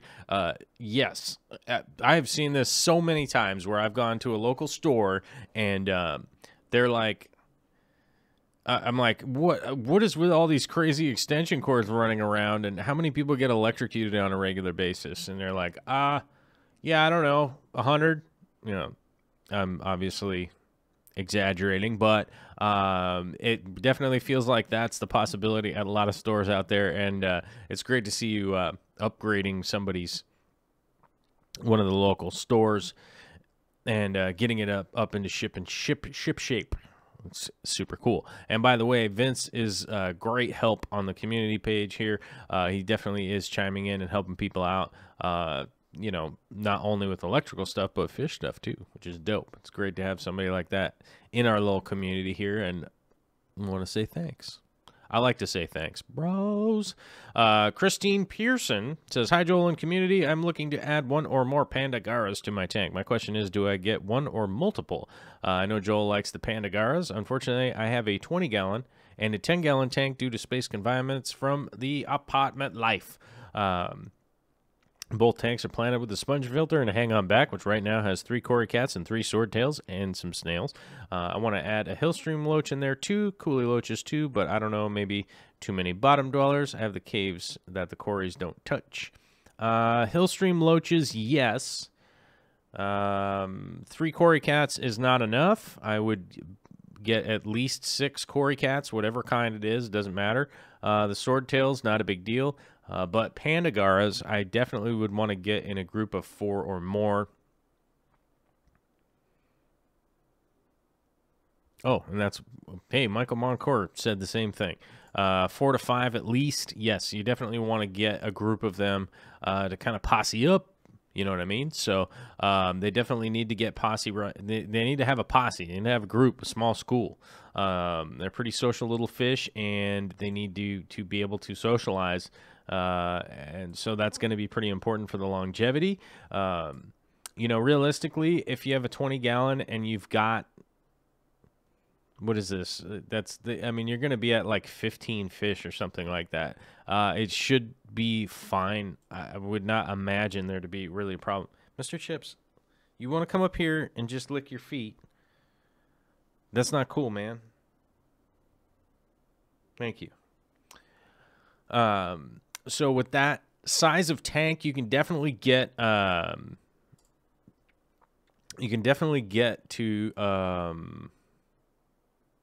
you know, 15, 20 fish, not a problem in a 20-gallon, so it shouldn't really be that big of a deal. Denise Lytle says, happy birthday. Oh, thank you. And HDJCH86 says, happy birthday, too. Well, thank you very much. Janet Keller says, dang it, why doesn't Super Chat use PayPal? I don't know. But I think Patreon does, so if you wanted to up your Patreon, I think you can do that on there. Joel at darkstararts.com works for my PayPal too. So if you people want to PayPal me money, I guess you can, but you know, I don't know. I don't know how that works. I don't know what that means, but you know, yeah. So hopefully that answers that question. If it was a question, I guess it wasn't a question. I guess it was kind of just a statement, but I don't know. All right, back to the question here from Christine Pearson. Let's see here. Plan to quarantine all the fish. After I figure out what I'm going to do with these swordtails, I will be looking for another species to take their place. I really like my 3 adults. They have great personalities, but I just want to be responsible and do what is best for their offspring. Got a male with an extra dangly, non-dangly gonopodium. Think of the females wouldn't get preggers, but apparently they bred before I got them in October. I wouldn't be too concerned about overbreeding the swordtails. I mean, you could get rid of them if you like. But I think one of the issues here is that like local fish stores don't want to take your swordtails and whatnot. But I would just keep them if you like them. Let them breed. Post something up locally on Craigslist if you end up with too many of them, and just be like, hey, I've got swordtails. Does anybody want free fish? That's what I would do. If it's a fish that you really like, I wouldn't be super concerned about the local fish store taking them or not. There's probably someone near that probably wants some of them, right? So I would just Craigslist it. I'd also look into like a local Facebook group. If you have a local Facebook fish group, that'd be a great spot to be like, hey, you could at least throw it up on there. Let people know, like, hey, I've got these. Is anybody interested? And most likely, you'll probably get somebody like that. You know. You probably get somebody that would be like, oh, cool, I want some free swordtails. That's dope. So maybe you wouldn't be able to sell them, but you could definitely give them away. I wouldn't be super concerned about that part. We've got a post here from Bentley Pascal, who had to he had to get into traffic earlier, so he's headed out, but hopefully he'll listen to the replay here. He says, swap some plants around in some tanks to make room for this massive Madagascar lace. The scary part, that's a 90-gallon tank. You think I should name it Audrey 3? Well, if you're thinking about feeding it some people, Bentley, then I would name it Audrey 3. Otherwise, we'll leave the little shop of horrors out there to just the history books, right? Maybe name it Robert Anderson. How about that? Name that plant Robert Anderson. But yeah, monster plant. That's a 90-gallon. That is a big, big, big Madagascar lace. We've got a super chat here I got to address, and that is from Priscilla MK Art. $10. Oh, Priscilla with the $10 super chat. Thank you very much, Priscilla.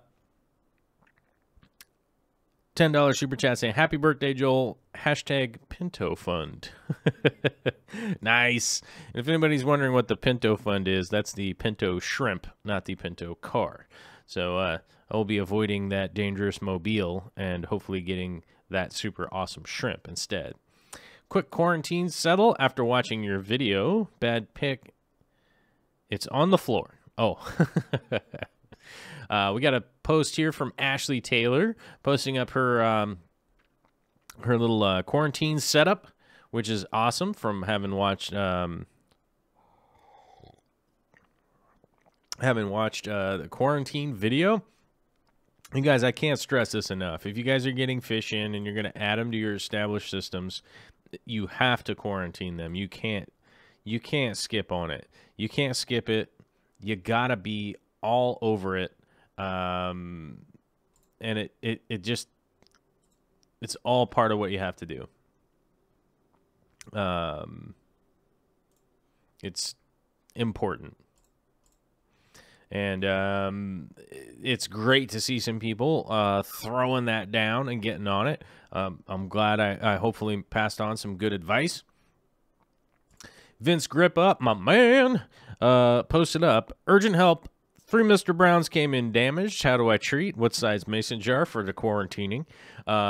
It's going to have to be a sizable. It's going to have to be a sizable mason jar. That's going to have to be at least 32-ounce mason jar. As I went to, I went and looked that up at one point, and it turns out you're going to need at least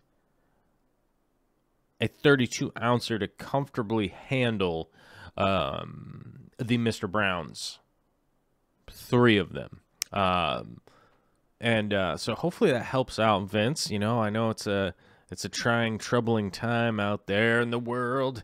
But if you got yourself some Mr. Browns, I would also remind you that to try the blue Mr. Browns someday. They're a little less sweet than the red ones, which I find to be top notch. I find them to both be really good, really. I mean, it's like they're like dessert, though. I mean, they're like dessert. This isn't. I ain't fooling anybody that it's like there's sugar in these, you know.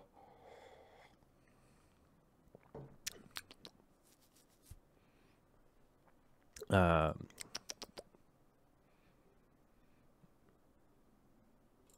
whoa. Oh, Jeremy. Thank you, Jeremy. Coming new to the Patreon. Yeah. Thank you. We actually have some new Patreonizers that I would like to say thank you to real quick. Danielle Sherry. Ashley Taylor. Christine Parson. Shane. Salvatore Poliandro III. Salvatore Poliandro III. And Jeremy Keller. Thank you, guys. Those are some of our new Patreons. We've lost a bunch of them. But that, you know, it would be like saying that... It would be saying that, like, that would be like I lost a sandwich that I ate. You know what I mean? Like those guys are just off doing another thing. Alhana Suki is just asking, did I just drink out of a camera lens? You're done right.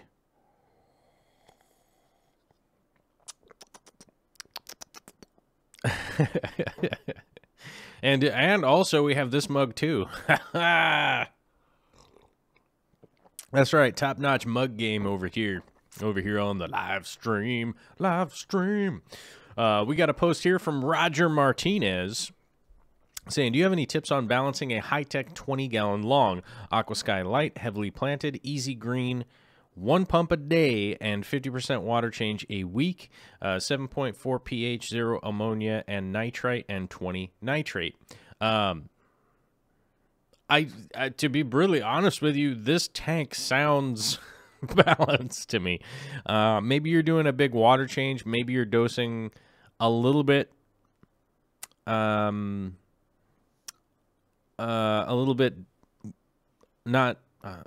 I guess a little bit strangely with the 1 pump a day on the Easy Green. I would just do it right after the water change. Personally, that's when I do it, but I wouldn't necessarily do it, you know, once a day like that. Maybe that could be the problem. But to balance that tank, those 50% water changes, it sounds like you've got a decent dosing on your fertilizer. I would just do it once. Right after the water change, I would double check what your light time is, and possibly think about adding some CO2 if you have a high tech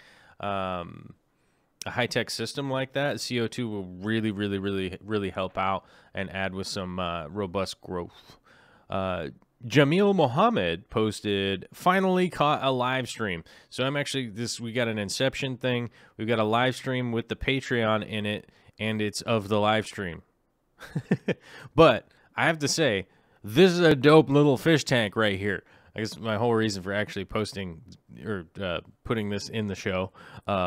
Look at this awesome little fish tank right here. This is rad, man. I want to check this out. Jamil, if you're out there, I want to see a awesome picture of this tank. That is dope. I like the little tree in there. Looks like I see maybe some Ludwigia sticking up right here. Maybe that's some pearlweed, maybe some baby tears. I'm not sure, but I would like to see a big picture of that coming up. Kevin Keener posted this awesome madness. He says he needed a more mobile coop for all the new layers. By the way, the layers are the chickens, hens, females, the ladies, as it were. Built this Justin Rhodes inspired chickshaw. Sorry, I said that wrong. Chickshaw, like a rickshaw, but it's a chickshaw. So far, happy with its usability. I'm digging this. This is awesome, and I'm kind of jealous right now, and I want to go build one, but it's just raining way too much. Obviously, it's raining in this picture here, and you're just more manly than I am to do those kinds of projects in the cold, pouring down rain and not getting paid for it. You know what I mean?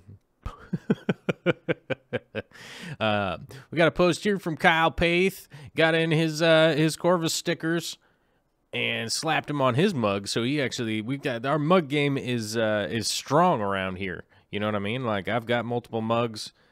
Kyle's got his mug game going. He's got his sticker game going too. A great idea. I'm liking it.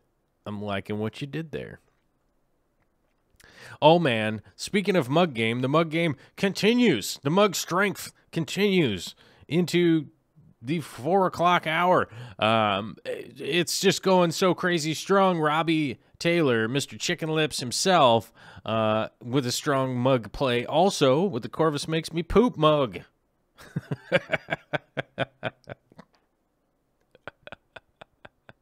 That's next level, you guys. It's so cool to see the updates of that stuff, man. I think it's fantastic. Vexing Cat sent in some awesome pictures of some little piggy Corys. And there's this one also asking, is this my good side? I think that actually is a good side. That must be it. I would imagine that's the good side. Although I haven't seen the other side, so I couldn't really compare if that necessarily is the good side. The lighting looks good. Tank looks pretty darn well maintained, honestly. Looks pretty good.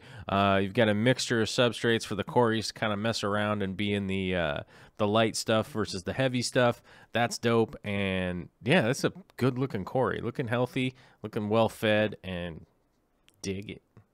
Dig it, you know. Nathaniel John sent in a shot of, found a couple of tiny guppy fry today. Could only find one by the time I got around to taking the picture. I think the others became a beta snack, which is definitely possible, you guys. You know, I don't encourage like feeding fry to your main fish or anything like that, but it does happen from time to time. And, that's just the nature of the beast. Nature of the nature, actually. It's not even the nature of the beast. It's just the nature of nature from time to time. Oh, whoa. Feels like I've been talking for like 2 hours. Eddie Gidner sent in a post here. I wonder if anyone can ID this for me. It's growing from the base of an ocelot sword I have had for a month. It was small when I bought it. The stem is very hard. It doubled in size quickly after I added CO2, so I decided to try letting it grow out of water. I'm not sure if it should be submerged or not. What the heck is it? That is a flowering stem. Looks like from an ocelot sword. Or maybe something else. Hard to tell at this point because we don't have any foliage. We basically just got a stem here. So, Eddie, if you could post some pictures as this thing matures, we can definitely figure out where it's going. Bentley Pascal chimed in and said that is the spike where the child plants will grow from. Just let it grow. You will get anywhere from 1 to 4 child plants. And, yeah, that's what it most likely is. From sword plants send out the spike. But I would like to see some more foliage on it to give a positive ID. If it's actually coming out of the ocelot sword, then you would know it's an ocelot sword spike. It's having babies. It's pregnant. It's a pregnant plant, you guys. Jason Caldera sent in, anyone have any recommendations on some CO2 gear? I have a 60-gallon planted tank that I'd like to take to the next level. Already have 2 5-pound CO2 canisters, but need recommendations on affordable, reliable regulator, needle valve, solenoid, timers, bubbles, etc. Ect? Did I say ect? Ugh, that's ridiculous. So the...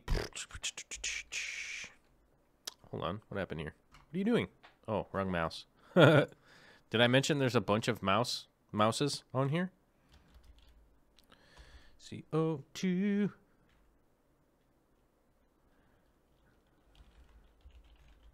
I forgot to link this ahead of time.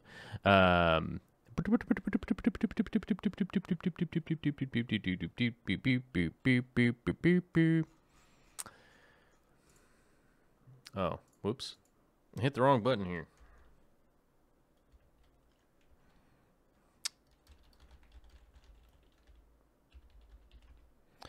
What am I doing over here? This is ridiculous. All right, hold on a minute. I had this thing. It was in my store, and I don't know where it went.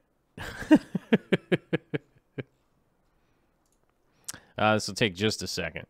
Now, realistically, the regulators and solenoids out there, there's a Milwaukee brand, there's Up Aqua brand, there's a Caltech brand. There are a bunch of them out there, and it can get a little bit confusing. I find most of them on the lower end of the market to be all probably going to break, right? So the Aquatech one here that is in the reasonable price range, I would consider to be in the reasonable price range. Oops, and I accidentally typed a 3 in there. Whoops. To be in the reasonable price range, that is probably the best one that I've found to be in the reasonable price range. Otherwise, you start getting into the, oh, this thing's got to be $700, $800, $1,000, $1,500. You start getting into this crazy, really expensive ones. I know that this one's about $100, $150, depending on the time of year, but that's going to be the best that I've found that's in the kind of reasonable price range that isn't a ton, isn't just ridiculous price-wise. Sorry, I'm scrolling around, and you guys are probably all dizzy now from me scrolling up and down. Pamela Earlywine has posted up some mystery fry. Some mystery Corys have appeared in a tank that she's never had. I'm trying to figure out what kind of Cory these are, but I need a little bit better picture. They look like Corydoras Aeneas, but I need a little bit better ID picture to figure out exactly what they are. But just the backstory here, they actually just came in off of some plant, I think some Java fern or something like that, that they just came in off of some plant. And they actually hatched, and there they are. Kyle Paith posted this up with his aquarium coop shot glass. His Repashy, this is how he does his Repashy, which is awesome. Need to remember to get some more varieties on his next co-op order. That's right. If you guys are going to order Repashy from the co-op, they have a whole bunch of kinds there, and whichever kinds you need, they got it. And if, by the way, if you do, please use my affiliate link, bro, so I can talk trash to AquaPro's mic, because it's hilarious. Right? It's fun. But thanks for that, Kyle. And Kyle also sent in a bunch of pictures, but I'm realizing we only have like 2 minutes left. So if you guys really want to go check it out, head over to the Patreon. And I wanted to, Shane, I'm sorry I didn't make it to this portion in the show. And Alyssa Bentley, I didn't get to it in the show. Or maybe I did. Did Alyssa ask this during the show? Maybe she did. I think she did. I don't know. I can't remember now. But Shane has some questions about his rainbow fish, and I'm not 100% sure. Brand new here. I'm concerned about my 5 dwarf neon rainbows in a 20-gallon. 2 of them, possibly females, look a fair bit smaller than the other 3, which is normal. Yes. I also note what seems to be a labored breathing in one of those and one of the males. They don't all seem to be as active as they once were. I had them about 4 months. About 2 months ago, one of the smaller females had fungus, dosed with API fungus cure. Since then, they still weren't doing well. Followed with general cure. Not sure if that helped or made things worse.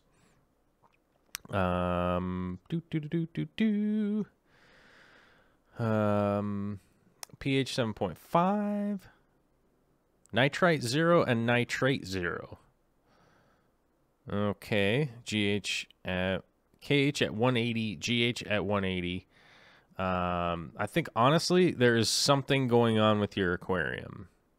Shane, there is something going on with your aquarium, and I would highlight right here.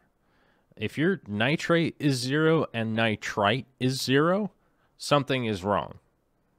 Generally speaking, especially since this is a planted aquarium, something should be showing up there. Ammonia is hopefully 0, but to me it sounds like something is going on with this aquarium causing that labored breathing. If GH is at 180 and KH is at 180, something is going on here also. So I would say if there's a way that you could probably go into testing this a little more extensively. That's what I would do to start trying to figure out what's going on there. But it sounds like maybe your tank might not be cycled or something. You know, there's something going on here, and but they don't look. Your fish don't look that bad, but I bet you can tell better in person that there's something going on with them. All right, guys, we got to get to the end of the show. I'm sorry, I ran out of time for Alyssa. I will do better on Monday and hopefully get a better answer for you. Mr. Chips, come on, bud. I'll probably type in something onto the Patreon too and help Alyssa out where I can. Where'd my mouse go? All right, we gotta run.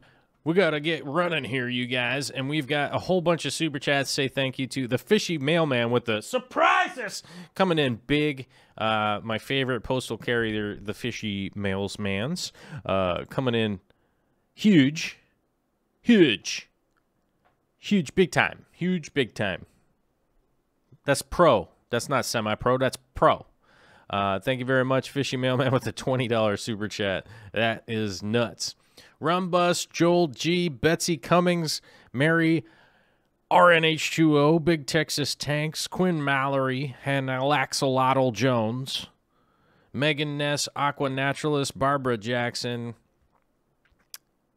Insightful Fish Keeping, Digging It, Big Texas Tanks, Barbara Jackson, Megan Ness, Rob Hicks Aquariums, Megan Ness again.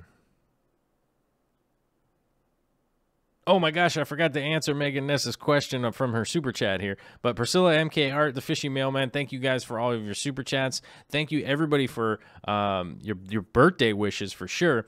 Megan Ness, I want to answer your question here. Is, in your opinion, RO systems fairly accurate with the water that goes in the waistline? If not, do you know a way to rerun the waistline water? You could probably rerun the waistline water, but not really. I typically try to reuse the wastewater from the RO to, you know, like water my garden and stuff like that. But a lot of people just run it down the drain, and it seems to be super wasteful, which is why I use a push filter now. And I just use deionizing media instead of an RO unit at all. Like, I just have eliminated it from my water system, you know what I mean? So, but I want to say a big thank you for everybody coming out today, and hopefully that answers your question. There isn't really a way to rerun it back through again. You know, part of the wastewater coming off of the RO unit is to carry away whatever has not gone through the RO membrane itself. So it's just going to be kind of wasteful way of filtering water, and it's just the way it's done. Big thank you to everybody. Big thank you to everybody. I gotta get out of here and go get my dinner ready for my lovely, lovely lady so we can start a birthday weekend. Thank you, everybody. Have a fantastic weekend. Hope to get some videos out to you. We'll see what we can do. I don't know, man. Maybe we'll be able to put it together or not. Has anybody seen that button around here? Later.